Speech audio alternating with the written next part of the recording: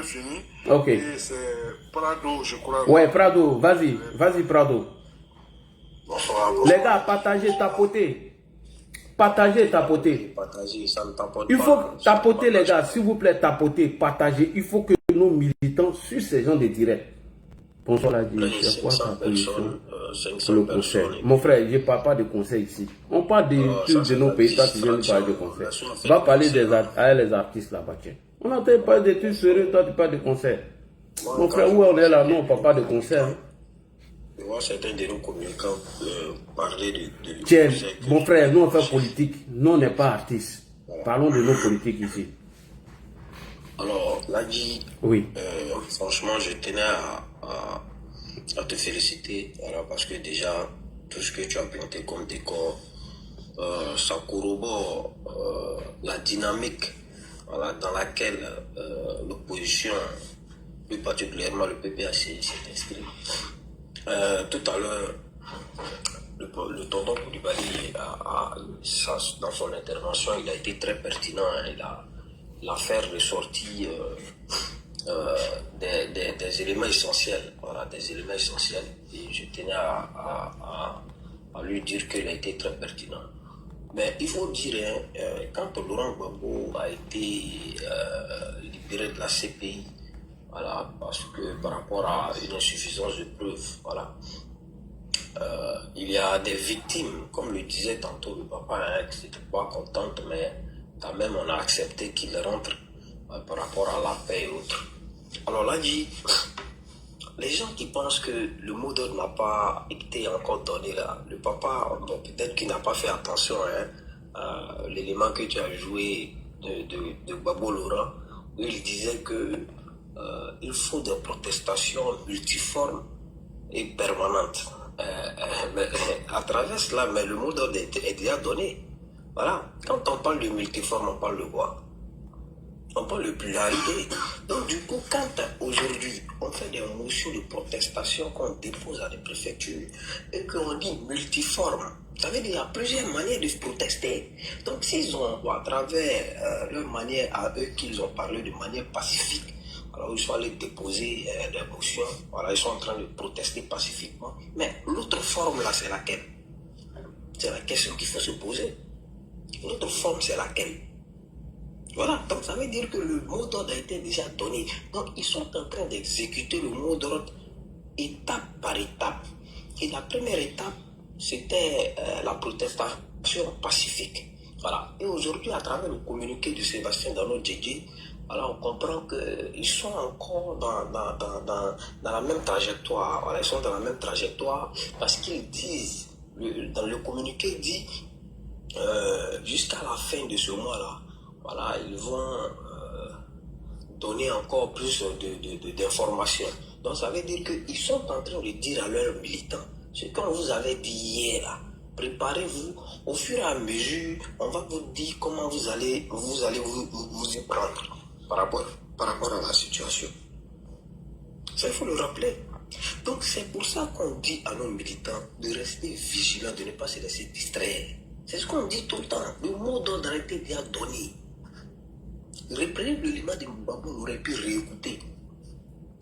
Le mot d'ordre là a été déjà donné où il dit on doit mettre le mouvement trop c'est trop en place pour que ceux qui n'ont pas compris l'appel de Benoît puissent comprendre.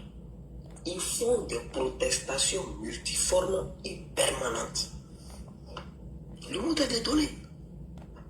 Le débat est où là-bas, il a déjà donné le mot d'ordre. C'est à nous de rester vigilants.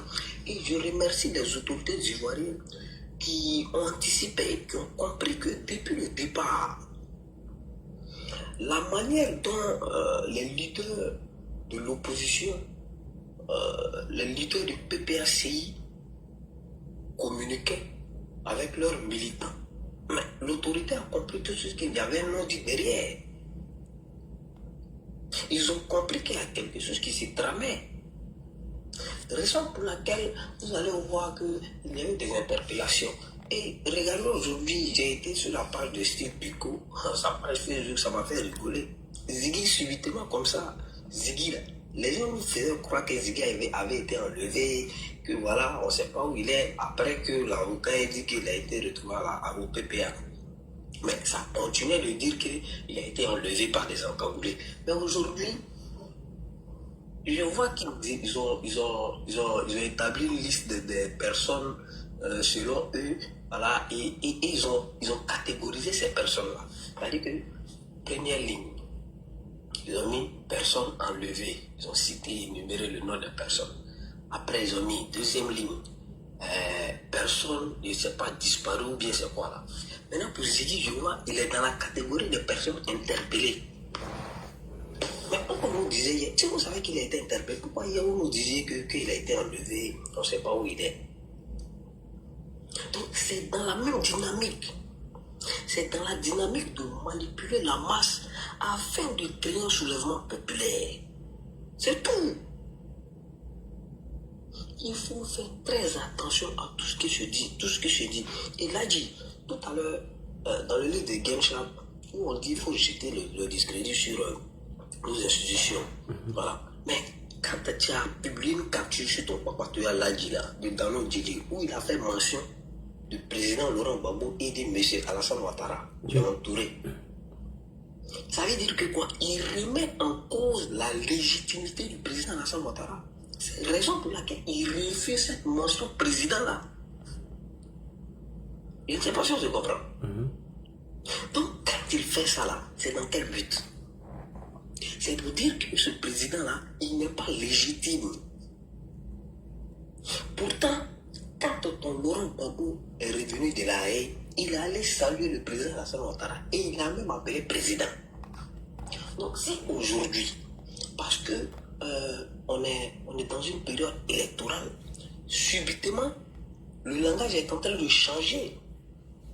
C'est juste parce qu'on est en train de mettre en exécution le livre de Game Sharp. Donc, toutes ces personnes qui ont été interpellées là, c'est de droit. C'est parce que les gens avaient des éléments contre ces personnes. Effectivement, ils le savent. Tu vois qu'ils ne parlent plus, non? Quand on les arrête là, ils ne parlent plus. Si Biko en a parlé, et Dano Djidji dans son communiqué, c'est la même chose. Il a parlé des personnes qui sont à la Macane, il a parlé d'eux encore. Donc ça veut dire que les gens là, ils veulent se servir de ces personnes pour créer autre chose. C'est tout. Et déjà, on voit qu'ils sont perdus. Voilà, ils sont perdus dans le jeu, comme on le dit chez nous. Ils sont perdus dans le jeu. Parce que dès le départ, le taureau a été pris par les cornes. Depuis la fameuse réunion qu'il y avait eu à Ouagadougou, où Rodolphe Dosso, et puis Kone Katina également, sa visite à Ouagadougou, où il a eu même à féliciter, à dire que le capitaine Traoré était un exemple. Moi, ça m'a fait un petit truc dans la tête. J'ai compris qu'ils sont dans une sorte de CNT bis. Effectivement. C'est malheureux parce que moi, ce qui me désole, c'est qu'aujourd'hui, le petit gros là, Guillaume Soro, lui, c'est-à-dire, il est toujours, je dirais, en relation avec tout ce qui est en rapport avec les armes. Comment le ministre Mamadou Touré l'a dit, que voilà, il est conseiller, je ne sais bien c'est quoi, militaire de l'opposition, conseiller militaire de l'opposition. Qui parle des militaires, parle d'armes. Voilà, donc voilà quelqu'un qui dit que lui n'avait juré de ne plus jamais prendre les armes. Mais aujourd'hui, tu es conseiller militaire de l'opposition. Et en 2020, il disait que tu allais faire asseoir le président pour lui donner des conseils. Aujourd'hui, c'est le même verbatim qui est utilisé par Ibrahim Mbaïga, mais d'une autre façon. Lui, il dit qu'il va faire asseoir le ministre de la Défense au palais et puis lui parler. C'est dans quel but? Tout ça, c'est pour dire qu'ils sont en train de parler quelque chose. Il y a une insurrection qu'ils veulent créer. Là, dit, c'est tout. Ok. Et vous verrez que dans les prochaines semaines, les prochains jours, vous jetez sur ça, vous verrez que dans les prochaines semaines, les prochains jours, ils vont continuer de distiller encore plus de fake news. C'est-à-dire qu'ils vont faire sortir des informations que même l'État de Côte d'Ivoire n'est pas au courant. C'est-à-dire qu'ils vont faire sortir des choses. Toi, tu as dit, ah, moi, mais c'est habillé. Non, c'est laïquement. C'est-à-dire qu'ils vont faire sortir des informations où on sera choqué. Donc, faisons très, très attention, soyons vigilants. Ne nous laissons pas distraire. À travers leur communication, ils veulent faire en sorte encore de multiplier les campagnes de diabolisation et du discrédit qu'ils sont en train de jeter sur les institutions de la République. Donc là, dis-moi, je vais... Ok, merci beaucoup. Bonne arrivée au commando invisible. Comment tu vas, commando invisible? Alors, on va aller rapidement avec... on t'a beau et puis le caniche. Je ne sais même pas qui est monté premier. Oh, Caniche, allons-y rapidement. Faut pas toi, tu as dormi. Ouais. Parce que toi, tu dors vite. Bonjour tout le monde. Bonjour, Caniche. Là, ça va? Oui, ça va, merci. Et toi? Voilà, Tapotez, merci. les gars. Tapotez. Voilà, tapotez les gars. Vous Tapotez. arrêtez de tapoter. Tapotez, s'il vous plaît, tapotez. Il y a près de 600 personnes, vous tapotez pas, tapotez. Tapotez. Et puis on Il est... n'y a même pas 100 000 cas, c'est pas normal. Tapotez, les gars, tapotez. Affaire d'artistes, là, pour le monde, ça ne nous intéresse pas d'abord. Ils n'ont qu'à régler ça un peu là-haut. Nous, on n'est pas artistes. Non, mais là, Guy, ça doit nous intéresser dans la mesure où la... Mon frère, pour le moment, là, moi, je suis trop concentré. Là, affaire d'artistes, là, moi, ça m'intéresse Non, pas. je ne dis pas de faire panel dessus, mais je vais dire au passage, on peut titiller, c'est un peu quoi. Parce que la période, le timing, mais toi-même là, il faut voir le timing. À moins d'une semaine des élections, en pleine campagne, est-ce que ça, c'est vraiment où est l'opportunité? Donc tu vois que les gens peuvent profiter pour infiltrer des déstabilisateurs, tout ça c'est possible. Okay. Avec les gens de l'AES là, il faut être vraiment, il faut qu'on reste concentré parce qu'on ne sait jamais avec cela. Voilà, tout manifestation qui peut regrouper des milliers de personnes déjà. Oui, venons au sujet, Caniche. Voilà, on n'a pas parlé de ce qui est ici d'abord. Ça, on va gérer ça après. Je voulais faire un briefing dessus, mais ça va. Ok, donc, pour revenir sur le sujet, mais là, dis-toi, mais tu as déjà tout dit. Tu as déjà tout démontré. Ils sont dans cette même logique. C'est le prolongement de 2020. Mais sauf que, comme l'autre l'a dit, au risque de reprendre ce qu'il a dit, c'est qu'ils n'ont plus de cartouches en réalité. Ils n'ont plus de cartouches. Parce que tous leurs plans là, tout est déjà à l'eau. Donc ils n'ont plus de munitions. Donc actuellement, ils sont en train de chercher des boucs émissaires pour chercher à recharger leur fusil. Donc nous, on va pas leur faire ce cadeau-là. Voilà, on ne veut pas faire ce cadeau de munitions gratuites et puis ils vont utiliser ça contre nous. C'est pour ça qu'il faut qu'on reste concentré. Voilà, ils sont dans leur jeu. Ils vont chercher à nous provoquer. Nous, il faut qu'on se concentre. Il ne faut pas qu'on perde le temps sur des sujets inutiles, des débats inutiles avec ceux-là. Moi, je dis que moi, à un mois des élections, moi, je n'ai pas de débat à faire avec un opposant. C'est fini. Non.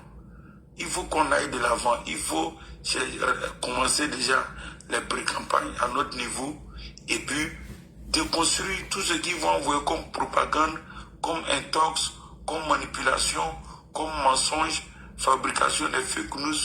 Vraiment, je pense que c'est ça qui devait être notre combat actuellement. Voilà, parce qu'en réalité, eux, ils n'ont plus de munitions. Ils sont désespérés, ils aboient dans tous les sens, ils ne savent plus s'il faut soutenir un candidat, s'il faut boycotter, s'il faut faire chercher à faire leur révolution populaire. Tu vois qu'ils sont à un carrefour où ils sont vraiment désespérés. Voilà. Ils ressentent de la haine pour ceux qui sont retenus comme candidats.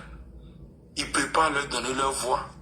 Dans le même temps, ils disent qu'ils ne veulent pas voir le président Ouattara au pouvoir. Ils veulent aller aux élections malgré leurs candidats ne sont pas retenus. Mais là, ils participent à cette élection comment? Si ce n'est pas pour créer le désordre, ce n'est pas pour créer la chienlit. Comment ils le font? Ton candidat n'est pas retenu. Quand le PDC dit qu'ils vont aller aux élections avec Thiam, coûte que coûte, vaille que vaille là. Mais c'est une provocation. C'est une provocation. Mais en réalité, de façon pratique là, ils vont s'y prendre comment? Comment ils vont le faire? Soit ils sont en train de prier pour une insurrection, ou un coup de force, comme ça, ils vont mettre les choses à plat, et puis comme ça, voilà, ils vont espérer peut-être avoir le candidat éligible. Mais malheureusement pour eux, j'ai dit un gars la dernière fois, j'ai dit même si c'est votre souhait là, je touche du bois. Même si il arrive que ce que vous voulez là, à savoir un coup de force militaire là. Mais regardez dans le pays de l'AES là, les opposants là, les opposants des régimes déchus là, ils sont dans quelle position aujourd'hui? Comment ils sont traités? Est-ce qu'ils ont la parole même? Ils peuvent placer une. Vous, au moins, sur Alassane Ouattara là, vous faites meeting, vous faites rassemblement, vous venez sur plateau télé, vous dites tout ce que vous avez envie de dire. Mais demandez aux politiciens de l'AES s'ils ont la parole. Donc c'est ce que vous voulez là. On va tous subir les frais. On va tous encaisser. Voilà. Si vous pensez que s'il y a un coup de force militaire, c'est Alassane Ouattara seulement, c'est à lui que ça va faire mal. Mais vous les opposants même, peut-être que vous allez vous retrouver en exil. Parce que vous ne pourrez même pas placer une dans ce pays-là. On connaît le caractère des nouveaux putschistes. Voilà, chose qu'on ne souhaite pas pour notre pays. Malheureusement pour la Côte d'Ivoire, nous avons une armée responsable, une armée républicaine qui sait que le pays est sur de beaux rails. Aujourd'hui, le pays est en plein chantier. Bientôt 2026, on va rouler en métro. Mais les militaires ne sont pas aussi lâches pour voir un pays en plein essor économique comme ça et puis venir faire un coup d'arrêt avec des ambitions farfelues. Donc moi je pense qu'ils sont en train d'après, pour parler comme mon papa, leur chien est en train de poursuivre un épervier. Voilà, je ne sais pas comment ils vont réussir à l'atteindre. Malheureusement pour eux, c'est ça. Mais ils ne sont pas cohérents. Voilà, ils ne sont pas cohérents. Entre eux-mêmes, c'est la division, c'est la haine, c'est les injures les uns envers les autres. Donc, ça adresse tranquillement le lit à notre Prado, qui est un homme béni, qui est un homme qui, c'est-à-dire que ce sont ses ennemis même qui lui dressent le lit, et puis il va dormir tranquillement, il va faire de beaux rêves. Parce que c'est ça, quand tu as la bénédiction de ta famille, de tes parents et de tout un peuple, naturellement, ce sont tes opposants qui font ta publicité, c'est eux qui font ta campagne. Je fais mon micro. Merci beaucoup. Les Wanyans, on n'a pas besoin de vous ici. Hein. Dégagez. Vous les Wanyans là, dégagez. Hein. Parce que quand tu es en train de déconstruire les stratégies, ils viennent mettre ici. Commandant Invisible, bonsoir. Il met des commentaires bêtes, il faut les muter là. Oui, je suis en train de voir maintenant. Commandant Invisible, bonsoir. Bonsoir, bonsoir Alagi. Bonsoir. Bonsoir et merci et félicitations pour le travail que tu accomplis au quotidien. Pour donc le triomphe de la vérité sur le mensonge et le triomphe de la victoire de Dieu sur le diable. Merci infiniment. Au même titre que tous les panélistes qui s'engagent chaque jour aux côtés du président Alassane Ouattara. Lagui, dans ton dos, il y a la photo d'un homme en fond d'écran avec un chapeau. Cet homme, c'est Alassane Ouattara. Cet homme-là, en 5 minutes, on ne finira pas de parler de lui. Je rappelle que le 6 août dernier, avant d'arriver donc à la déclaration de Dano Djedje et au PPACI, il a fait un discours le 6 août dernier qui ont regroupé 12 points essentiels à mes yeux. Il a parlé de la prise de conscience collective des Ivoiriens. Il a parlé de la symbolique de la ville de Bouaké. Il a parlé de la stabilité, de la paix et le développement. Il a parlé de la transformation profonde de l'État de Côte d'Ivoire. Il a parlé également du développement qui est visible, qui est concret et qui est palpable. Il a parlé du contexte régional, les menaces, la crise monétaire et sécuritaire. Il a parlé du développement tout en gardant notre souveraineté. Il a parlé du retour du masque, l'augmentation des primes des fonctionnaires et des retraités. Il a parlé des élections apaisées. Et il a parlé surtout de la responsabilité de tous les acteurs politiques. Une façon de dire que, encore une fois, les casseurs cette année seront les payeurs. Ceci dit, rendons gloire au bon Dieu et rendons hommage à ceux qui nous ont dévancés dans ce combat-là. Je vais parler de Guinée Kobina, je vais parler de Guinée Frédéric, je vais parler des victimes des charniers, ces sympathisants et militants du RDR qui hier ont payé un lourd tribut pour les soutiens au président Alassane Ouattara. Aujourd'hui encore, rendons hommage à Amadou Koulibaly, à Ahmed Bakayoko, à Moussa Dosso, à tous ceux-là qui ont vécu les années des braises du RDR, à tous ces anonymes qui ont perdu la vie sous prétexte qu'ils étaient sympathisants et militants du RDR. Je rends hommage à ces femmes-là qui ont été attentées dans leur intimité en 2000, à ces innocents qui ont été raflés le 26 octobre et qu'on a retrouvé sans vie à Yopougon. Le point culminant de tout ça, c'était le 12 novembre 2000, lorsque 30 cercueils, 20 corbillards étaient arrêtés pour les corbillards et posés à Ivosef, où se trouvaient les corps des militants du RDR. On les a conduits ce jour-là à la tombe à Williamsville, dans une tombe dite collective, le carré des martyrs. Un carré de 14 mètres de long, de 10 mètres de large et de 1,50 m de profondeur. Dans ce carré des martyrs repose, pour ceux qui ont la mémoire courte, quand ils vont à Williamsville, d'aller faire un tour en ces lieux, pour se rappeler d'où nous venons et où nous partons. Nous venons de très loin. C'est ce qu'on appelait le carré des martyrs. Ceci dit, j'ai écouté la déclaration de Danon Didier et j'en suis arrivé à la conclusion que le PPAC aujourd'hui joue sur deux tableaux. Le premier tableau, c'est le contexte international.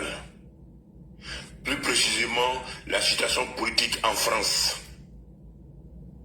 Parce que le PPACI aujourd'hui a tablé sur la chute ou la destitution de Macron avec l'arrivée de Mélenchon au pouvoir. Les déclarations des députés de la France insoumise sont aujourd'hui des éléments qui confortent cette hypothèse pour dire que si jamais il y a une motion de destitution contre Macron et que Emmanuel Macron part du pouvoir et que Jean-Luc Mélenchon arrive, la France insoumise va s'impliquer dans les élections en Côte d'Ivoire d'une façon ou d'une autre par rapport aux candidatures recalées.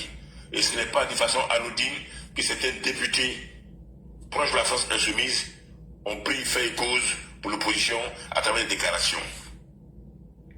Le premier tableau. Deuxième tableau, le PPACI compte sur le soutien de la Russie. à travers bien sûr Don Melo et à travers aussi Soro Guillaume qui au jour d'aujourd'hui est le pion de la Russie en Afrique de l'Ouest. Pas dans les élections présidentielles en Côte d'Ivoire pour le moment, mais en Afrique de l'Ouest. C'est important. Donc ces deux tableaux-là font qu'aujourd'hui, Dano Diédié dans sa déclaration, il n'a pas pu donner de mot d'ordre. Et il a dit, nous donnerons des mots d'ordre à la fin de ce mois. Nous donnerons des mots d'ordre à la fin de ce mois. Autrement dit, nous attendons l'évolution de la situation politique en France. Et en plus, le deuxième pilier, il va s'appuyer sur l'AIS, notamment sur Soro Guillaume, qui est contrôlé aujourd'hui par la Russie. En deuxième point, ils ont commencé à développer un narratif qui est hyper aussi important à mes yeux. Puisque je parle du postulat que toutes les informations partent de la BIR de Burkina Faso. Le bataillon ou la brigade d'information rapide. Ces informations-là arrivent ensuite au PPACI qui les diffuse auprès des analystes de NCI 360 qui à leur tour les dispatchent aux panélistes proches du PPACI. Depuis un certain moment, notamment dimanche dernier, nous avons bien entendu certains analystes proches du PPACI dire qu'il n'y aura pas qu'aucun candidat ne peut gagner au premier tour. Donc ils sont en train de faire comprendre qu'il faut un deuxième tour au président Alassane Ouattara pour pouvoir gagner. Mais en fait, c'est un piège. C'est un piège parce qu'ils savent très bien qu'au premier tour, il n'y a pas match, Alassane Ouattara va gagner. Mais ils essaient de développer ce slogan-là qui va être repris par les panélistes du PPACI pour faire croire qu'il faut aller au deuxième tour. Et c'est en ce moment-là maintenant qu'ils vont encore durcir leur position en appelant à voter tous pour Don Melo ou encore pour Simone Gbagbo. Il faut qu'on maintienne la mobilisation au point de faire un coup KO le 25 octobre prochain. Effectivement. Donc ce discours-là pour dire qu'il il aura un deuxième tour, ça a été déjà lancé sur le panel, sur le plateau dimanche chez NCI. Mais ils vont reprendre ça. Plus on va approcher des élections, ils vont reprendre ce slogan-là. Pour faire croire qu'effectivement, il faut un deuxième tour. En fait, ils veulent imposer un deuxième tour. Donc il faut être vigilant sur ça. Oui. Il faut travailler de sorte que le 25 octobre au soir, la tendance soit largement en faveur du candidat du RHDP. Après les élections de 2025, il va falloir encore maintenir le cap au moins jusqu'à 3 mois encore. Parce que ces gens-là, ils ne vont pas baisser la garde maintenant.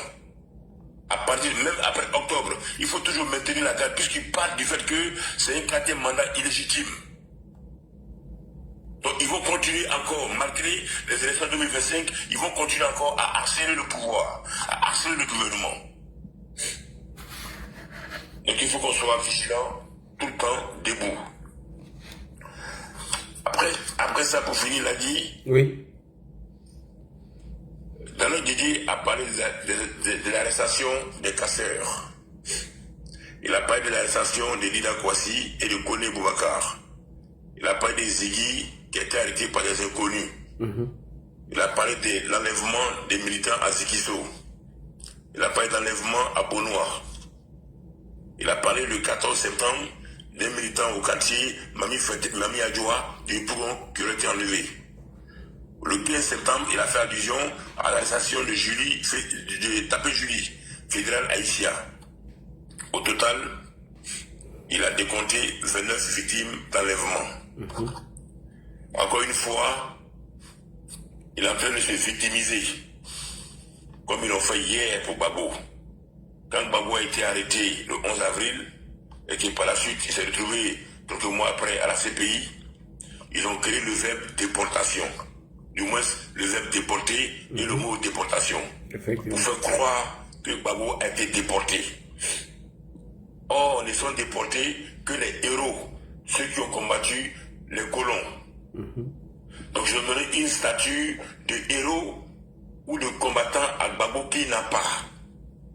Donc aujourd'hui, il saute encore du chapeau ces thèmes-là depuis un moment donné, enlèvement, encagoulé, comme ils l'ont fait hier pour Gbagbo avec le mot déportation. Donc à chaque fois que nous entendrons ces mots-là, si les panels laissent comprendre la parole, il faudra déconstruire ces thèmes-là. Gbagbo n'a jamais été déporté, il a été transféré. Et il n'y a pas d'enlèvement, M. Danon Didier, il y a des arrestations. Ceci dit, je vais tirer mon frère à main et en vous remerciant et que Dieu bénisse notre pays. Merci. Merci beaucoup, merci. Abou, comme tu es aux États-Unis, on va donner la parole à un Koné qui est devenu Traoré rapidement et après, on va donner la parole à Abou. Comment tu as donné parole à un petit Koné? C'est un Traoré, c'est un Traoré, c'est un Traoré. Traoré, il a changé son nom, il est devenu Kidal maintenant. On va l'écouter. Traoré. Traoré, tu es là. Vas-y, on t'écoute. Ok. D'abord, merci à tout le monde. Et particulièrement, Ladi, merci pour tes déconstructions. Bon, moi, je n'ai pas trop grand chose à dire. Je pense que mes devanciers ont presque tout ce que j'avais à cœur. Je voulais ici juste interpeller tous les militants à rester mobilisés.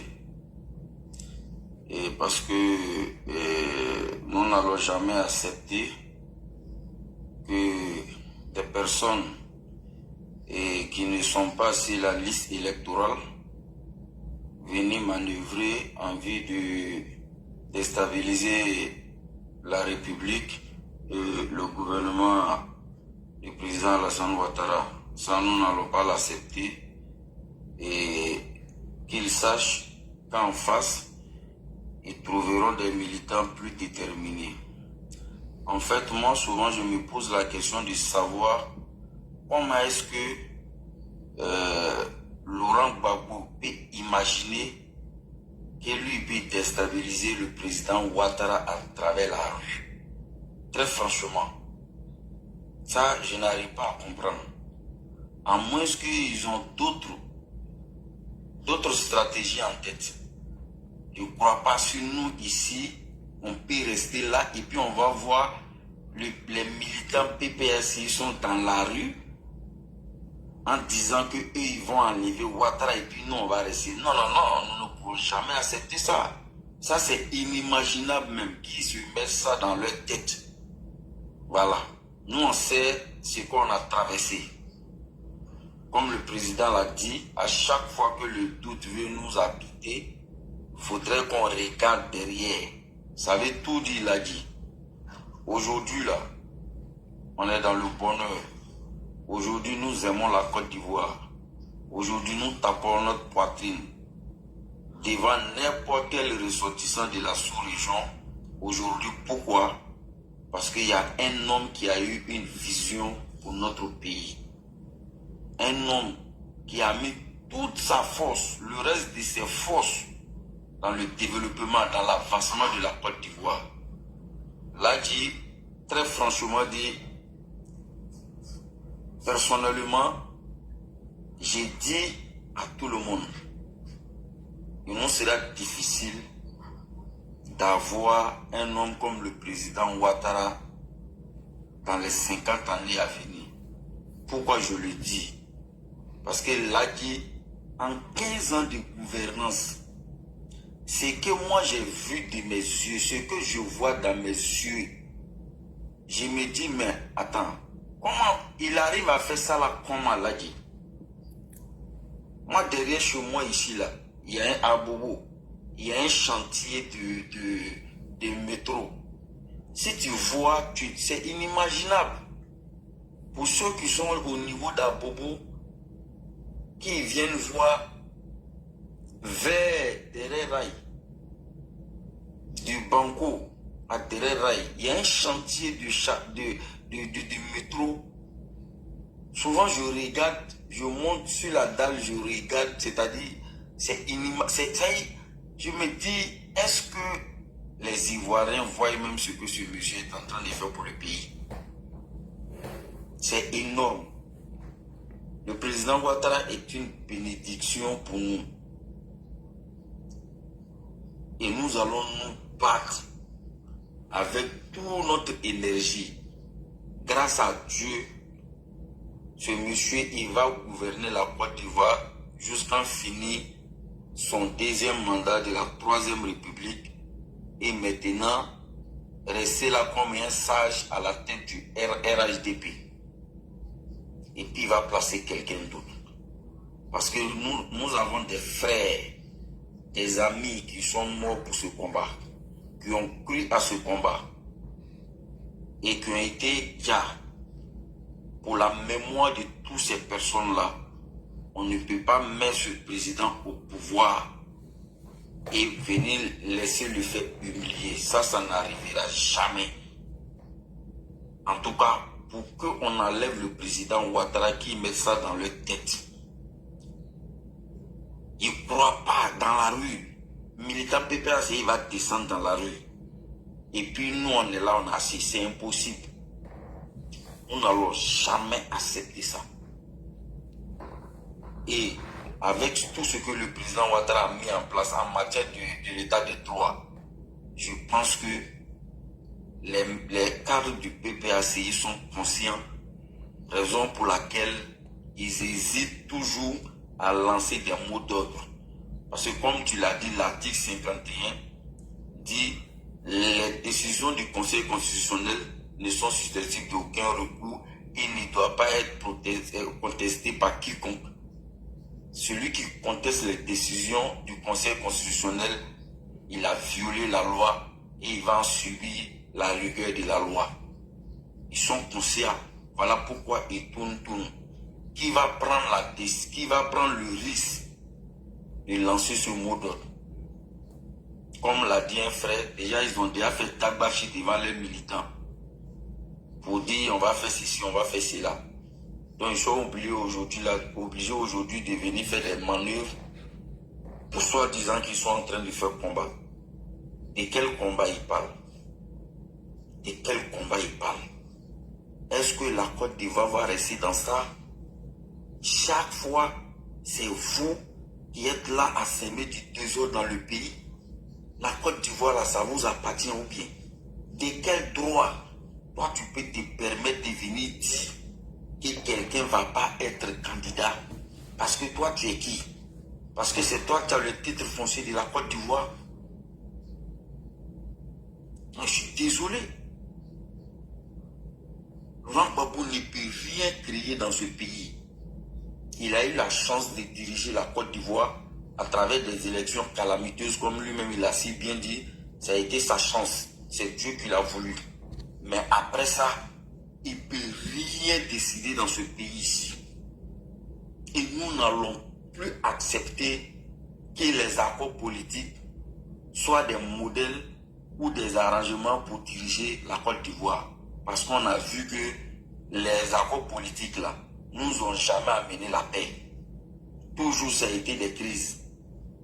Alors que les institutions de la République, chaque pays qui a laissé la liberté aux institutions de la République de faire appliquer les lois, ces pays-là, malgré des troubles, sont toujours restés droits dans les lits. Et c'est ce que le président Ouattara fait ici. Et c'est ce que nous soutenons. Désormais, si ça a passé, désormais, tout le monde va savoir que les accords politiques ne pourront rien régler ici. Si tu vas être droit, il faut être droit. Si tu ne vas pas être droit, tu vas faire face aux institutions de la République. Donc vraiment, là, Guy, c'est ce message que je voulais faire passer et pour te remercier encore une fois pour tes déconstructions et dire que nous restons mobilisés. Nous restons mobilisés parce que eux-mêmes, à travers leurs communicants aujourd'hui, même les militants qui avaient baissé les bras aujourd'hui, tout le monde est éveillé. En tout cas. Donc, sur ce côté, je les remercie qui continuent encore de faire les Dagbashi. Ça va continuer toujours à nous rester en éveil. Donc, je souhaite une très bonne nuit à tous et qu'Allah continue de protéger notre pays et qu'Allah veille sur le président de la République. Merci. Merci beaucoup. On va aller avec Abou. Abou, allons-y rapidement. Parce qu'il y a Solko qui vient d'arriver, il y a médiateur qui dit on y va. Merci. Bonsoir à tous. Bonsoir Lagui. Merci à tous ceux qui sont en bas et qui t'apportent le panel. C'est important pour la communication. Et Lagui, pour commencer, je voudrais saluer 3 personnes sur ton panel, notamment Arthur Banga, Guillaume Bateau, et la 3e personne, c'est Baba Yakouba. Parce qu'il faut dire qu'aujourd'hui, en Côte d'Ivoire, nous sommes confrontés à un véritable problème. C'est la crise des intellectuels.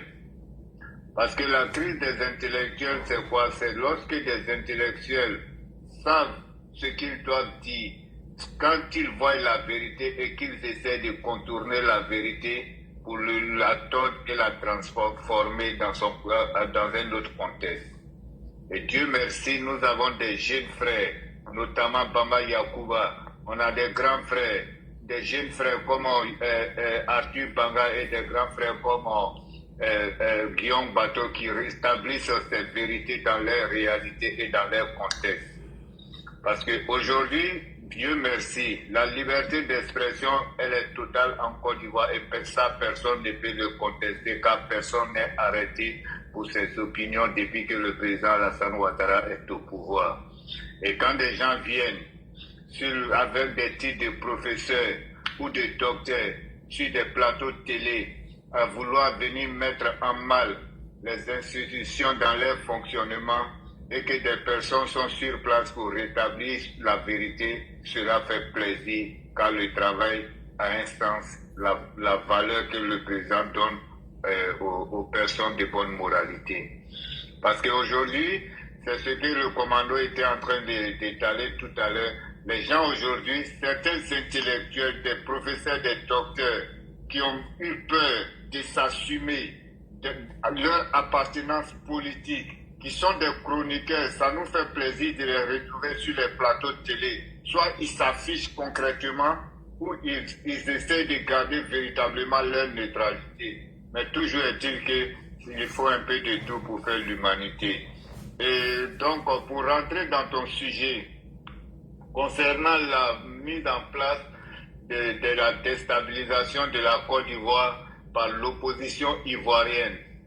Mais il faut dire que l'opposition ivoirienne, elle continue dans sa logique qu'elle est entamée, on pourrait dire même, depuis les affaires de 8500 soldats qui avaient été en révolution à Kouaké à un moment donné sous la houlette de Soro Guillaume. Et cette velléité, il faut dire que Soro Guillaume ne l'a pas encore abandonnée. Et il passe aujourd'hui comme le porte-parole de cette voie de la violence pour pouvoir déstabiliser la Côte d'Ivoire. Et Laurent Gbagbo, qui n'a jamais aimé la stabilité de ce pays, qui en réalité, je vous ai toujours dit ici, qui n'est rien d'autre qu'un communiste, fait tromper toujours les Ivoiriens qu'il est un socialiste, alors qu'en réalité, Gbagbo Laurent n'est pas socialiste. Il n'est pas socialiste. Qu'est-ce que Laurent Gbagbo essaye de faire? Et je rappelle ça encore à tous les Ivoiriens, de tirer dans la communication de Laurent Gbagbo la manipulation qu'il essaye toujours de mettre dans sa communication. Quand Laurent Gbagbo dit « J'ai affronté Gueye aux urnes » et Gueye Honoro Gueye sur les ordres du général Gueye a annulé la région de Gagnoa, Soubré, et à la fin il vient dire la région pétée. C'est une manipulation de la population civile qu'il essaye de mettre. Et ça, Laurent Gbagbo a entamé cette manipulation depuis la rencontre avec ses partisans à Tabou. Et ça, il faut que les Ivoiriens fassent très attention à cette manipulation du président Laurent Gbagbo lorsqu'il rencontre ses partisans. Parce qu'ils sont subtils. Ils le font de façon subtile. Parce qu'aujourd'hui, ils ont essayé tous les moyens. Ils se sont attaqués aux institutions de la République, à savoir les appareils juridiques et judiciaires de la Côte d'Ivoire, le Conseil constitutionnel, la Commission électorale indépendante, la justice ivoirienne. Voilà les 3 leviers sur lesquels tu verras toujours cette opposition s'attaquer. Tu ne verras jamais l'opposition ivoirienne contester le système du transport en Côte d'Ivoire. Tu ne vas pas les voir contester le système financier en Côte d'Ivoire. Tu les verras toujours s'attaquer à l'appareil judiciaire ivoirien. Le Conseil constitutionnel, la Commission électorale indépendante, la justice ivoirienne et avec tout ce qui va avec, à savoir la police et la gendarmerie. Parce que quand ils parlent d'enlèvement, c'est une façon d'acculer et d'accuser la gendarmerie et la police. Parce que les militaires ne vont pas pour les arrestations ou les interpellations. Voilà comment Laurent Gbagbo fonctionne. Et malheureusement pour l'opposition ivoirienne, ils se sont rendus compte aujourd'hui qu'ils ont fait échec à toutes ces velléités en faisant passer nos institutions pour des institutions qui sont à la solde du parti au pouvoir. Et qu'est-ce qui démontre une fois encore leur échec? C'est que eux-mêmes, ils se donnent en contradiction avec les actions. Ce qu'ils disent est contraire à ce qu'ils font. Quand Laurent Gbagbo, ils se déplacent, ils vont à la commission électorale indépendante, aller prendre les kits et aller déposer aller prendre les kits, ils vont faire des parrainages. À la suite de cela, ils vont déposer leur dossier de candidature à la commission électorale indépendante. Mais ils sont en train de dire aux Ivoiriens que voilà, on avait menti, mais on reconnaît la commission électorale indépendante. On reconnaît le Conseil constitutionnel. Et qu'est-ce qu'il faut faire? Puisque pour éviter que les partisans comprennent réellement que ce qu'ils ont fait là est contraire à ce qu'ils disent, il faut toujours les mobiliser en faisant croire que le Conseil constitutionnel n'a pas dit le droit. Mais le droit, il n'y a pas deux façons de dire le droit que ce que la dame l'a fait. Et Simone Gbagbo, qui est docteur, a reconnu et a dit merci à cette institution. Qui est Laurent Gbagbo pour ne pas reconnaître cette décision? C'est pourquoi je dis toujours aux gens que Laurent Gbagbo, il donne toujours une belle définition de la démocratie. C'est lui qui dit la démocratie, c'est le respect des textes que nous-mêmes nous sommes donnés. Sauf que malheureusement, Laurent Gbagbo n'a jamais respecté un texte en Côte d'Ivoire.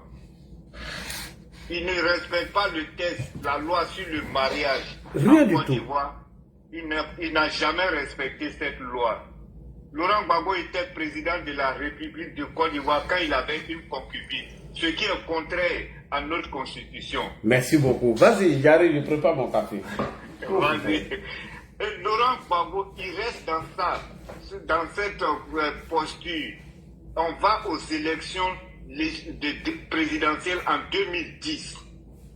Tu perds les élections et les engagements et les tests que nous nous sommes donnés avant d'aller à cette élection, tu ne les respectes pas, ce qui va te coûter quelques 8 ans en prison. Et tu reviens encore dans ce même pays et vous continuez de rester dans cette logique. Merci frère, c'est Doumia Yakouba, merci beaucoup, c'est gentil de me le rappeler, merci beaucoup frère. Et c'est dommage qu'un leader politique, un leader d'opinion à qui une partie de la Côte d'Ivoire, un certain nombre de populations t'ont fait confiance et que tu te comportes de la sorte. Aucun exemple moral dans les attitudes et dans les comportements du président Laurent Gbagbo. Et c'est à déplorer, c'est détestable. Et aujourd'hui, ce qui est dangereux, c'est la volonté de la Russie à vouloir coûte que coûte s'accaparer de la République de Côte d'Ivoire. Parce que la Russie sait que les découvertes minières et minéralières qui se font aujourd'hui en Côte d'Ivoire, la Russie a véritablement envie de s'accaparer de la Côte d'Ivoire pour ces richesses-là. Et cette influence que la Russie recherche aujourd'hui en Côte d'Ivoire, elle veut passer par l'opposition ivoirienne pour pouvoir atteindre cet objectif. Et une fois encore, je le rappelle, c'est pourquoi il est important pour les militants du RHDP, pour tous les Ivoiriens sympathisants de la paix, pour pour tous les Ivoiriens, épris de bonheur, pour tous les Ivoiriens, épris de développement, pour tous les Ivoiriens, épris d'un avenir meilleur pour leurs enfants, il est important que toutes ces personnes-là restent mobilisées afin d'éviter et d'empêcher cette velléité de l'opposition ivoirienne à vouloir se servir de la Côte d'Ivoire et l'offrir à la Russie sur un plateau d'or. C'est ça qui doit être le combat des partisans du RHDP, c'est ça qui doit être le combat de tous ceux qui aiment Alassane Ouattara. Voilà à quoi nous sommes confrontés. Et les Américains le reconnaissent véritablement que la Russie veut se servir de la Côte d'Ivoire et que la Russie veut absolument avoir une main mise sur la Côte d'Ivoire. Et ça, je l'ai dit depuis plusieurs années, depuis longtemps à certains camarades, que toutes les richesses qu'on pourrait avoir dans le sous-sol du Sahel, on en a les mêmes richesses sur le sous-sol ivoirien. Et avec la grandeur d'Alassane Ouattara, aujourd'hui, toutes ces richesses sont en train d'être visibles. Voilà l'une des raisons fondamentales qui amène la Russie à vouloir coûte que coûte se servir de la Côte d'Ivoire pour pouvoir faire passer véritablement sa vision et son autorité sur cette sous-région. C'est pourquoi il est important pour tous les partisans du RHDP d'être vigilants, de continuer à la mobilisation, surtout pour le 25 octobre. Et même après les élections, il faudrait que vous restez toujours mobilisés et vigilants. Parce que ces ennemis de la Côte d'Ivoire ne baisseront pas les bras même après les élections. C'est de ça qu'il est question. Parce que l'opposition ivoirienne, vous ne verrez nulle part dans les propos des opposants ivoiriens. Si je viens au pouvoir, voilà ma vision. Si je viens au pouvoir, voilà ce que nous allons construire pour le peuple ivoirien. Parce qu'en réalité, ils n'en ont aucune. Et j'appelle encore aux militants et aux dirigeants de la Côte d'Ivoire. Mon inquiétude, c'est que Laurent Gbagbo aujourd'hui, qui essaie tant bien que mal à vouloir rassembler cette opposition, mais malheureusement, il ne le réussit pas. Si Laurent Gbagbo l'avait voulu, la politique en Côte d'Ivoire, elle serait la plus facile en Afrique de l'Ouest. Parce qu'un grand bon nombre d'une partie de la population ivoirienne se reconnaît comme la gauche ivoirienne. Et un grand nombre d'une partie de la Côte d'Ivoire se reconnaît comme la droite, notamment le RHDP et le PDCI. Je le mets en doute aujourd'hui. Mais cette grande gauche, si le président Gbagbo Laurent avait réussi de réunir cette gauche, cette grande gauche, en faire de cette gauche une force politique, et que le RHDP et le président Alassane Ouattara réussissaient à faire de la droite une grande branche politique, on verrait en Côte d'Ivoire qu'on aurait deux grandes tendances politiques en Côte d'Ivoire et tout ce qui était su serait bien fait. Effectivement, la Russie a besoin du port de la Côte d'Ivoire. Non seulement elle a besoin du port de la Côte d'Ivoire, mais elle a aussi besoin des gisements de pétrole, baleines et autres que nous découvrons aujourd'hui en Côte d'Ivoire. Certains te diront que la Russie produit du pétrole, la Russie a de l'or, mais ils ont juste besoin de ça aussi pour exprimer leur domination. C'est pourquoi il est important que la communauté internationale regarde de près la Côte d'Ivoire, notamment les États-Unis, la France et l'Union européenne, car il y va aussi de leur survie en Afrique. Il y va aussi de leur survie en Afrique.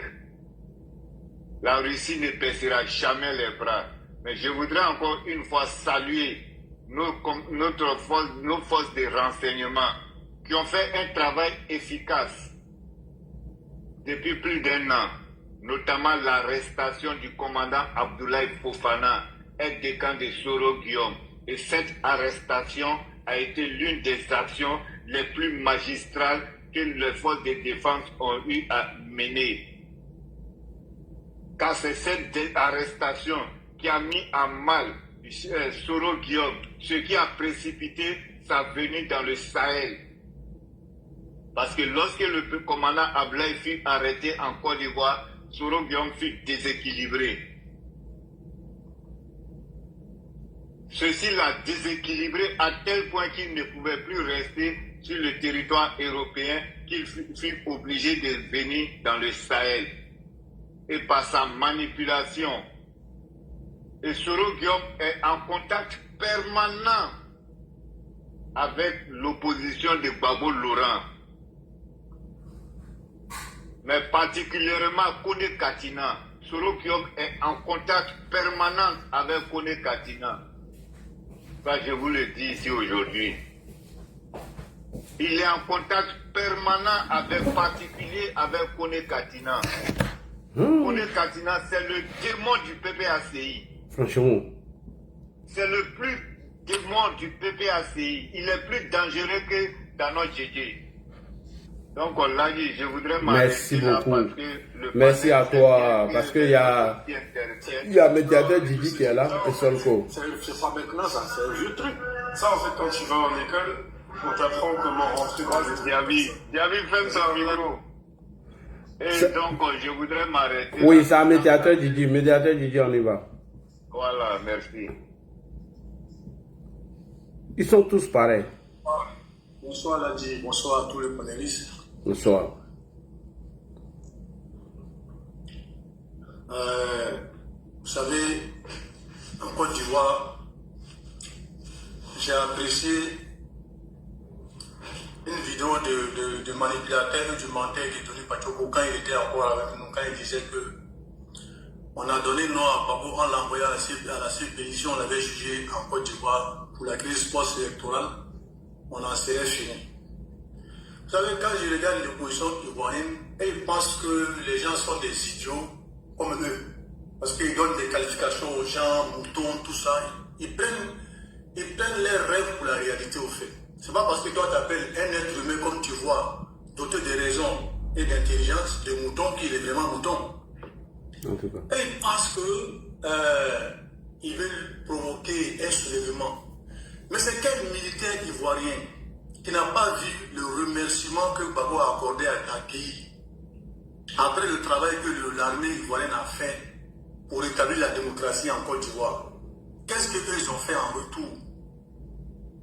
Donc, quand il finit de trahir les gens, à tout va, sur la scène politique, comme l'armée même que vous comptez sur eux aujourd'hui, Guy a été remercié comment?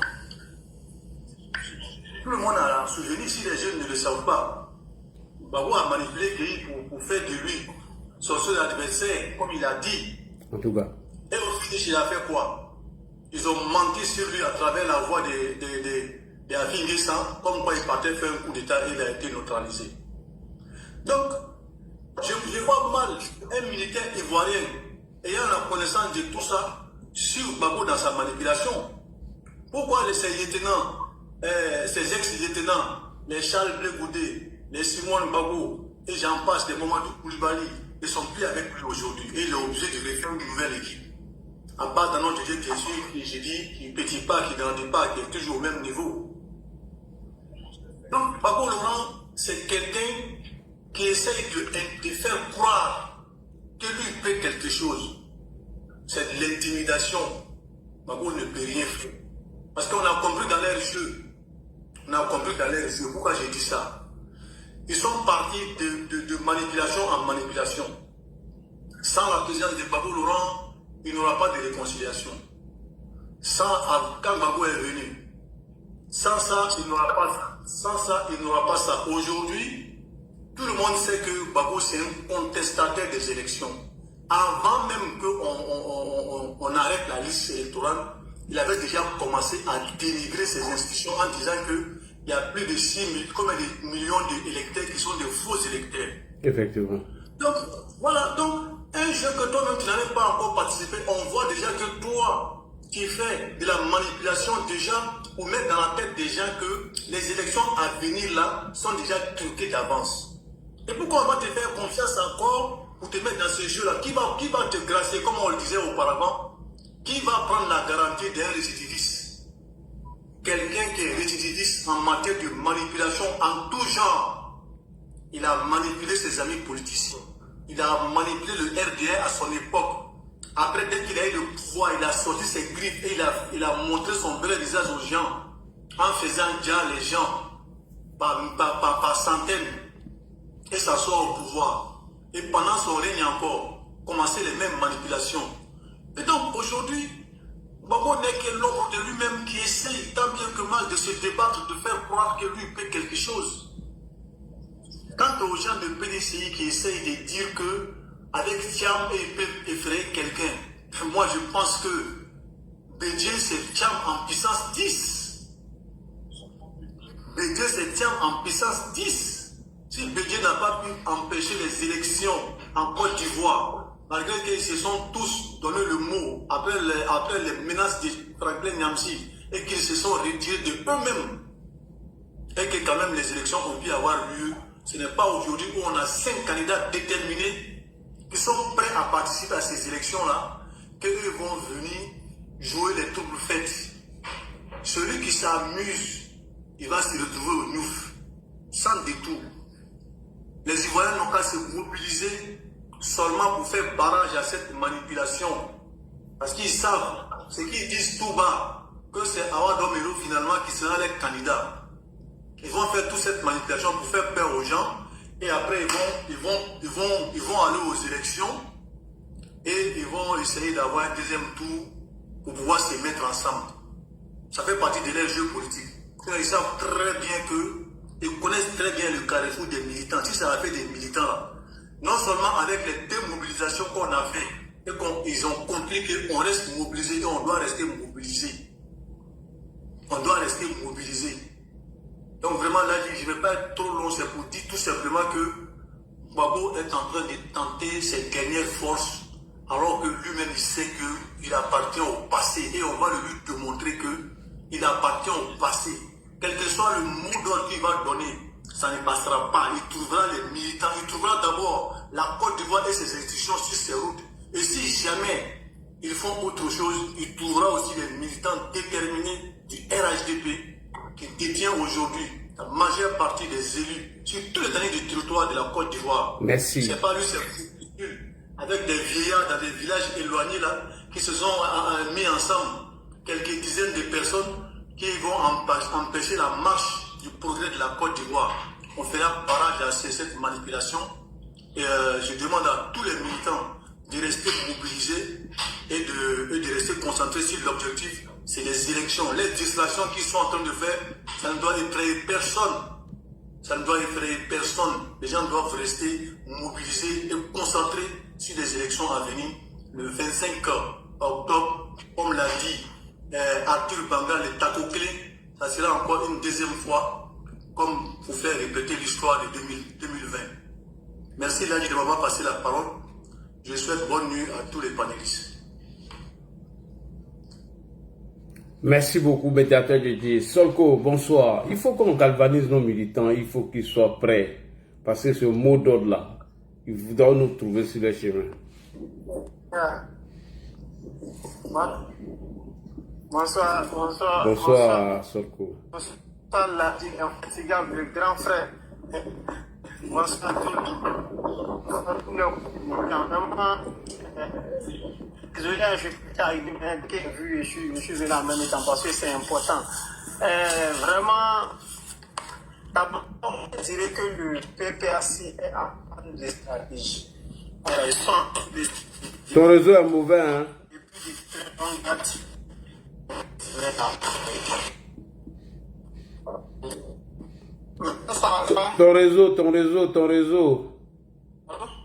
Ton réseau n'est pas bon. Faut revoir. Ok. Ouais, Mamadou. Bonsoir. Vraiment, chapeau à toi, chapeau. Là, merci. Je suis monté avant Mamadou. Ouais, je suis fier que Dieu te protège Dadji, ouais, ta famille. Ouais. Aujourd'hui, je vais m'adresser à Don Dédié. Don Dédié, lui, c'est un plaisanteur. Ouais, dis à Don Dédié que nous les jeunes, on est déterminés. Que nous les jeunes là, tous les systèmes, tous ces trous là, tout ça déchiré. Ouais, la Côte d'Ivoire est bénie. Les anciens vont être bénis. Tous les plans qu'ils avaient manifestés, ils avaient planifié. Tout allait dans l'eau. Chaque jour, les gars, ils tournent trafic. Chaque jour, j'envoie le nouveau dossier. Même hier, il y a eu des fausses informations hier qu'ils ont saisi les ambassadeurs. C'était faux. On nous distrait, on nous fait peur. Aujourd'hui, la Côte d'Ivoire est un peu sérieux aujourd'hui. Sur la Ouattara. Aujourd'hui, là, grâce à la chef aujourd'hui, elle tout même été, les Kasso Rachel Kasso aujourd'hui, elles sont là pour veiller sur la Côte d'Ivoire. Toutes les informations qu'ils m'ont données là, ces gens-là, ils vont te construire. Aujourd'hui, nous les jeunes, on dit que nous ne sortira pas pour un politicien banal. Quand j'ai la Côte d'Ivoire, on a 10 ans que nous n'avons rien foutu dans notre nation aujourd'hui. On ne veut plus de ça aujourd'hui. La Côte d'Ivoire, c'est pour très bien. Quand il y a tant aujourd'hui, les Damala Picasse, dans des dieux qui prennent des plateaux, jour pour mentir sur la Côte d'Ivoire, alors que la Côte d'Ivoire, c'est pas très bien. Tous les requêtes qu'ils ont déposées, ça a été rejeté. Ouais, partout. L'ONU même a rejeté les requêtes. L'Union africaine a rejeté les requêtes. C'est pas nous les Ivoiriens, on va accepter. Non, on ne peut pas accepter. Parce que ceux-là, la gouvernance là, c'était très très mauvais pour la Côte d'Ivoire. Très mauvais pour la Côte d'Ivoire. Tout le monde a senti que ceux-là, ils sont pas les humains. Ouais, ils sont de la mauvaise foi, ils sont pas gentils. Ouais. Aujourd'hui, là, la Côte d'Ivoire d'aujourd'hui, là, hier, là, c'est pas la même Côte d'Ivoire aujourd'hui. Tout ce qu'ils vont dire, tous ces communiqués qu'ils vont faire, nous les jeunes là, on ne veut pas écouter. On ne veut pas écouter demain, on ne veut pas écouter aujourd'hui. Parce qu'on est fatigué de ceux-là aujourd'hui. Voilà, je m'entends à Babou Laurent, voilà, je lui dis, A plus B, Laurent, hier, tu avais la force, aujourd'hui tu n'as plus de force. Hier, tu as menti à la jeunesse. Voilà, tu as menti à la jeunesse hier. Voilà, dans les Agoura, voilà, dans les PCPN, nous, on t'a écouté. Voilà, nous déjà, nous, on peut dire à l'abattoir, on a perdu nos parents, nos soeurs, nos mamans, Babou Laurent. Aujourd'hui là, ce que tu veux faire aujourd'hui là, nous on te supplie, nous la jeunesse, les fatigués, nous aussi, la bonne personne que Hassan Ouattara, Hassan Ouattara a sauvé la jeunesse aujourd'hui. Nos soeurs, nos mamans, et nous-mêmes, ils nous ont sauvé Hassan Ouattara. Ouais. Ce conseil de Hassan Ouattara aussi aujourd'hui, c'est un monsieur à remercier, c'est un monsieur vraiment, on est fiers de lui, c'est un monsieur qui a sauvé la Côte d'Ivoire. Ouais. Je me l'ai dit encore. Aujourd'hui, le sujet du passé, pour Laurent, elle est récente. Tu as divisé les Ivoiriens, tu as divisé Babou Laurent. Ouais, avec tes clans. Ouais, tu as volé notre argent, dans Babou Laurent. Ouais, avec tes clans. On se souvient, l'histoire est récente. Ouais. C'est quoi, vous allez sortir pour nous dire que nous, on vous croit encore. Nous vous croit. Oh, vous avez menti devant au monde entier. Vous avez menti. Vous mentez, vous mentez. Jusqu'à aujourd'hui, vous mentez. C'est pas nous les jeunes aujourd'hui, on vous croit. Vous ne croyez plus. Tout ce que vous dites là, il n'est vrai. Est-ce que l'on peut laisser Hassan Ouattara aujourd'hui ou aussi non? Hassan Ouattara, c'est la politique de ce juge. C'est 15 ans de stabilité, c'est 15 ans. On a la stabilité. C'est 15 ans, nous, la jeunesse, on le travail. C'est 15 ans, nous, tout ce que nous voulons dans la rue de ce pays. Est-ce que nous, on peut laisser Hassan Ouattara vous suivre encore? Non, on ne peut plus vous suivre. On va le voir. Dis à ton communicant, c'est fatigue.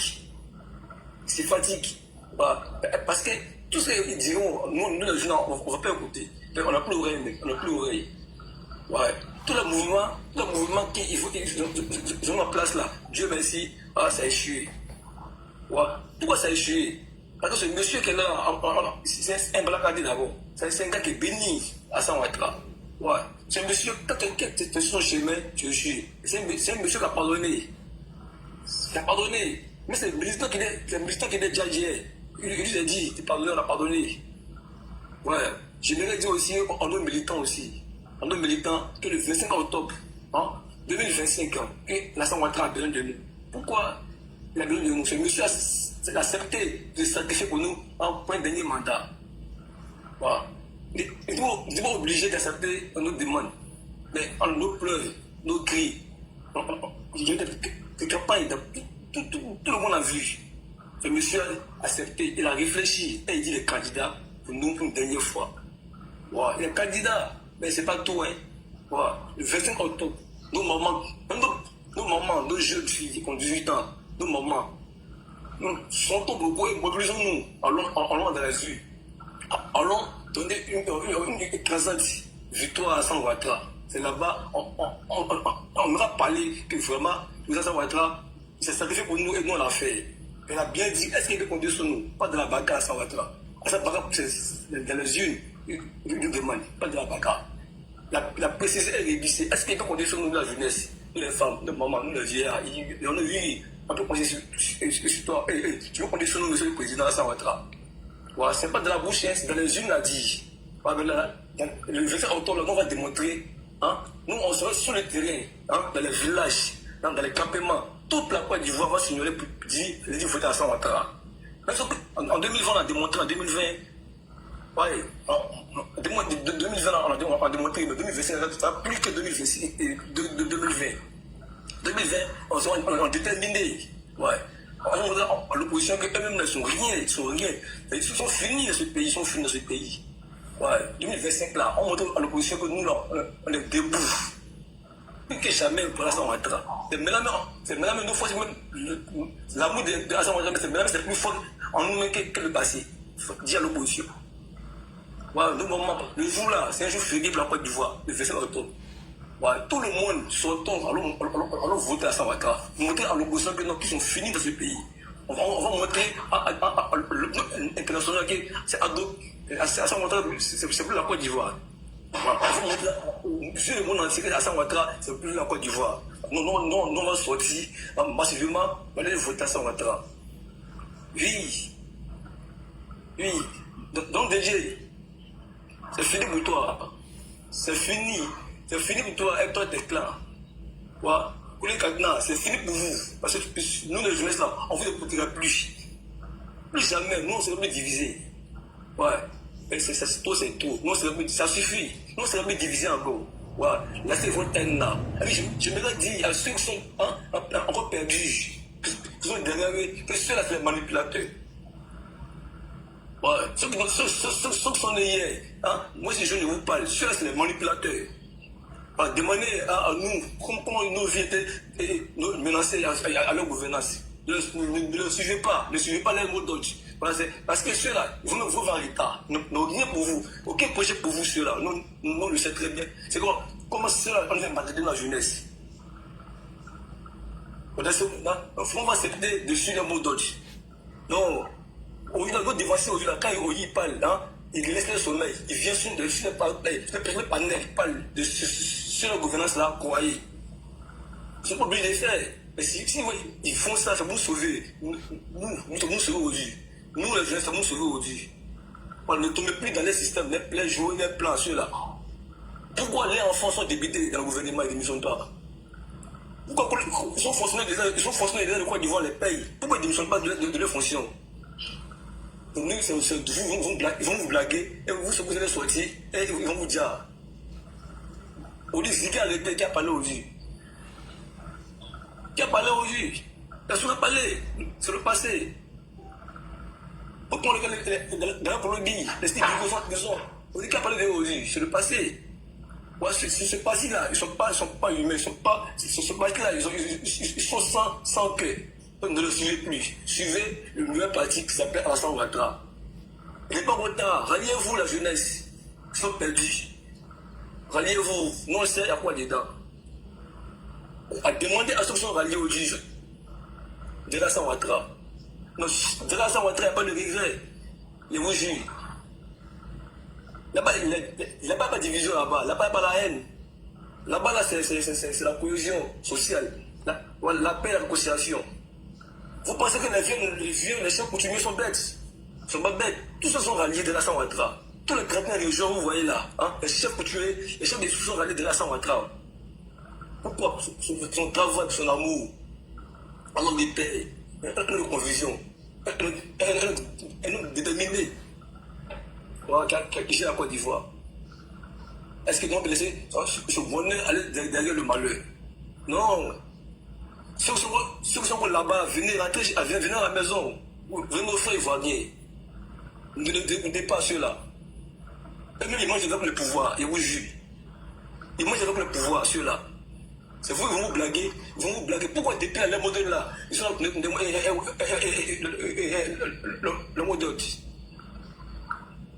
Vous-même, regardez les exemples de passer à Ziggy. On dit Ziggy fait la politique. Quel ont aujourd'hui? Tu vois? Bon, il faut chuter. Il y a chose qui est là, Sonko. Vas-y. Ok. Donc aujourd'hui, là, je vous dis, hein, la jeunesse, pardonnez, suivez Alassane Ouattara. Suivez Alassane Ouattara pour toujours.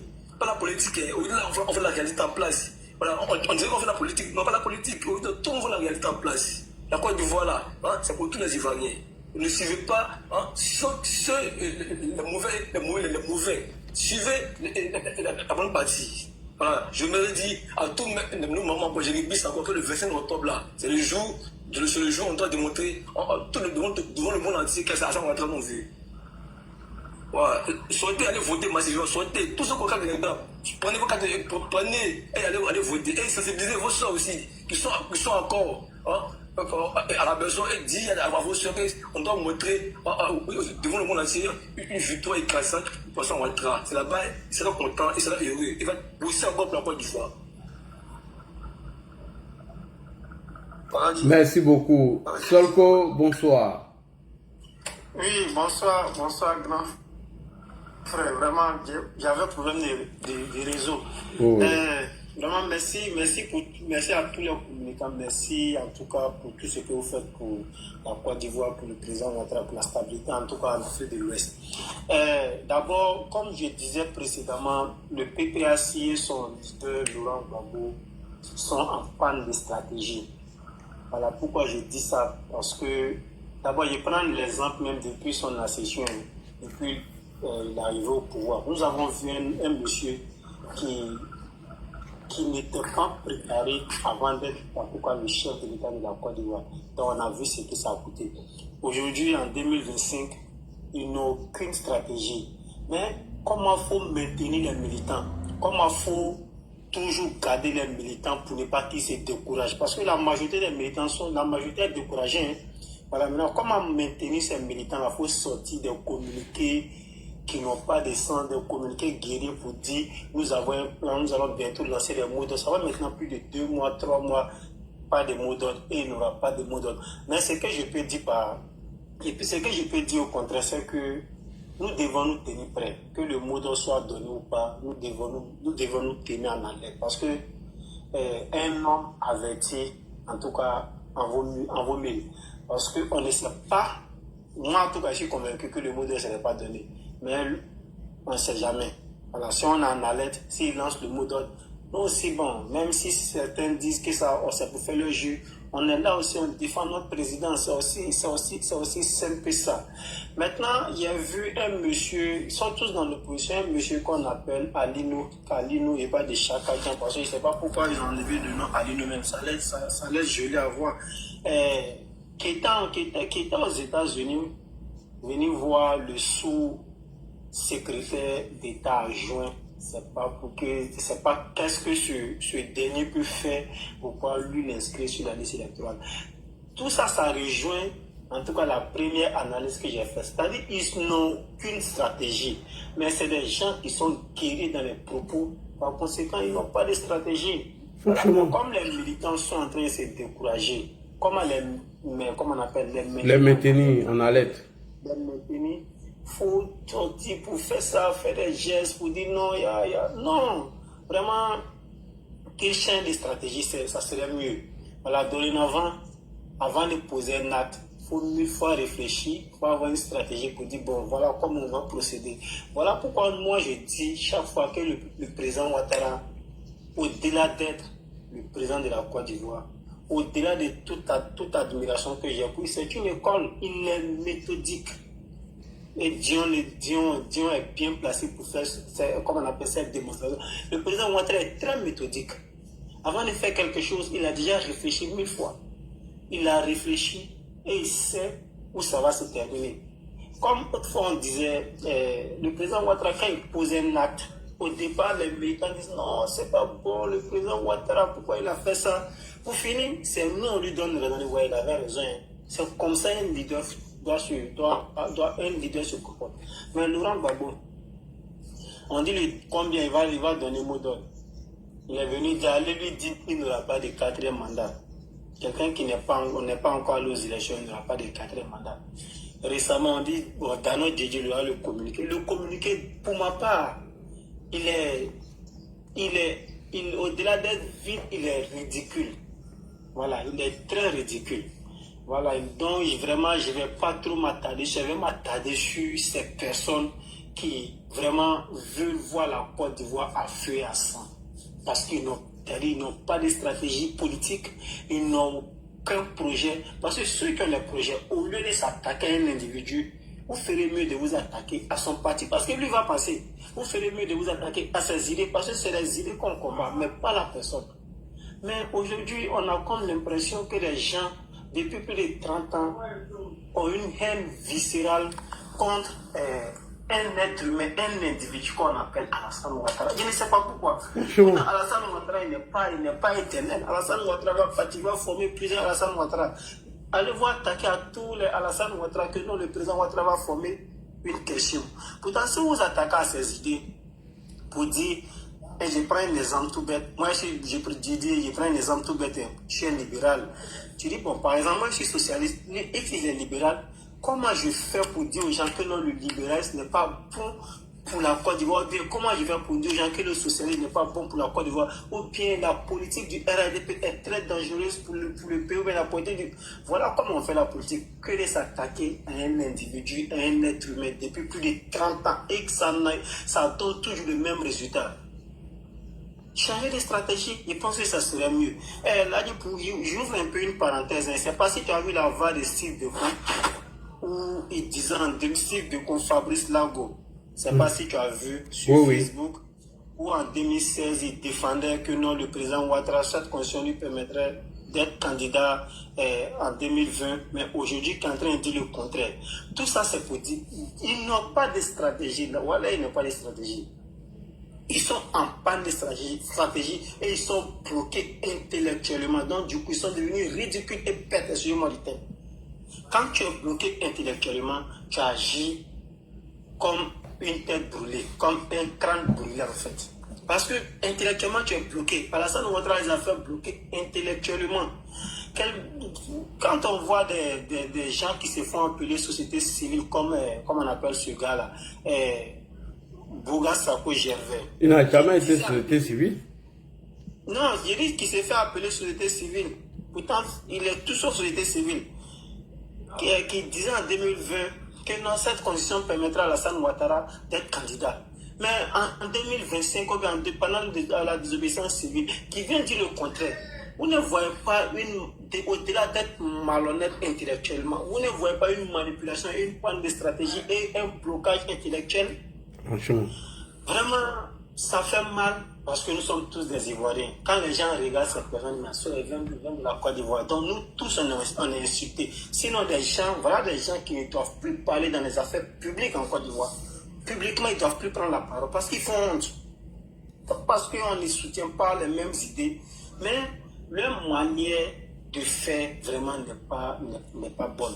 Donc pour terminer, pour dire à nos militants, c'est pas le moment, vraiment je ne vais pas rendre dessus, mais c'est pas le moment de nous diviser, c'est le moment d'aller en rang serré, parce que le moment n'est plus là. Il y a des prophètes du malheur qui prédisent toujours le malheur sur la Côte d'Ivoire. Non, il n'y aura pas élection. Nous on a dit il y aura élection.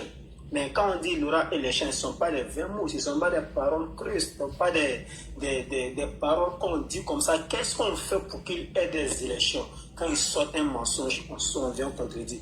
Mais si nous, dès maintenant, on s'attaque entre nous, on aura quel temps pour contredire les contre-vérités qui seront propagées sur les réseaux sociaux? Quand les gens viennent dire non, il y a lance des rumeurs.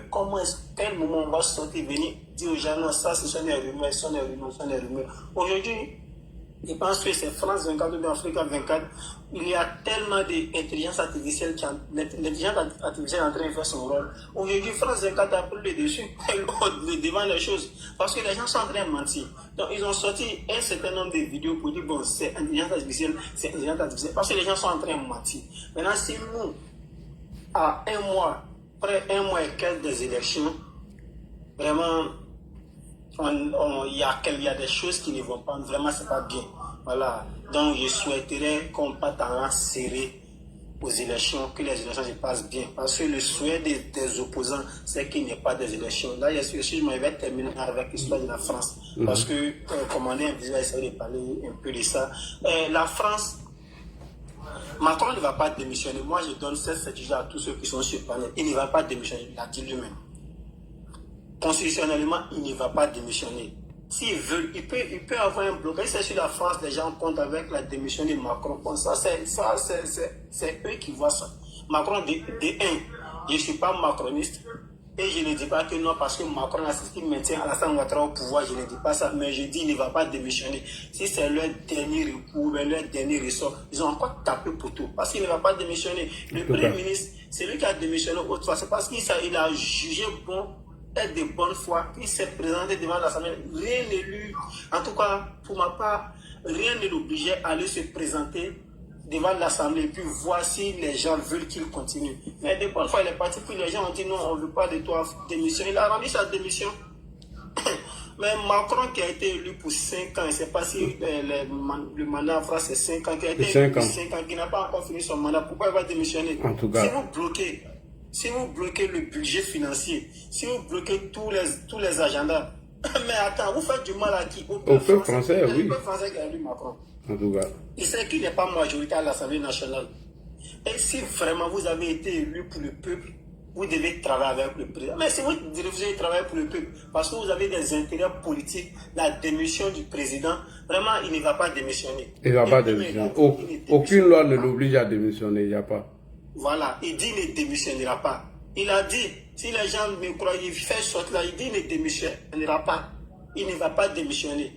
Donc, vraiment, ça, c'est peine perdue. Si c'est ce que les opposants attendent, que Macron va démissionner, Mélenchon va venir, même si Mélenchon vient, même si, comme on appelle, Zemmour vient, il ne peut rien créer en Côte d'Ivoire en ce qui concerne les élections. Parce que nous avons à la tête de notre État, la Côte d'Ivoire, un homme d'État, un homme respecté et respectable. Parce que, j'ai comme l'impression, et c'est parce que Alassane, médiateur parlait. Ouais, émotion, s'il te plaît. Juste cette phrase seulement. Okay. Si les novices, comme Assimi et Ibé, la France n'a pas pu faire quelque chose contre eux, ce n'est pas nos dinosaures de Côte d'Ivoire que la France doit faire quelque chose contre eux. Donc, qui que ce soit au pouvoir en France, la Côte d'Ivoire n'est pas une sous-préfecture de la France. Donc, les opposants, ils ne vont que croire à leurs propres rêves. Merci. Vraiment, merci. En tout cas, ça, c'est un rêve. C'est déjà peine perdue. Vraiment, moi, souvent, je m'assois et puis je dis, hey Dieu, est-ce qu'on connaît vraiment celui qui est à la tête de notre État? Bon, parce qu'il dirige un pays africain, c'est tout. Et quand tu dis, non, tu es trop fanatique, ce n'est pas une histoire d'être fanatique. Si Alassane Ouattara n'était pas fort, en 2020, il allait partir. Tout le monde sait ça. C'est parce qu'il est fort. Même les Français, tout le monde sait que la France en 2020 a commencé. La propagande qu'elle est en train de faire aujourd'hui avec France 24, ils ont fait piquer ça en 2020. Mais le monsieur a tenu bon et puis il est resté. Ça doit nous dire quelque chose. Vraiment, ça doit interpeller l'opposition et ça doit leur dire de faire la politique autrement. Si c'est la violence, elle ne passera pas. Si c'est le coup d'État, les coups d'État ne passeront pas. Donc, qu'est-ce qui peut vous arranger? Et c'est ce que Don Melo a dit, il va chuter avec ça. Allons aux élections. Si on gagne les élections, ils vont partir. Mais si c'est pour dire, vous avez fait ça depuis 2011, ça ne marche pas, ça n'avance pas. Change de stratégie. Vraiment, si on veut rester dans ce sujet, vraiment, on va parler jusqu'à demain.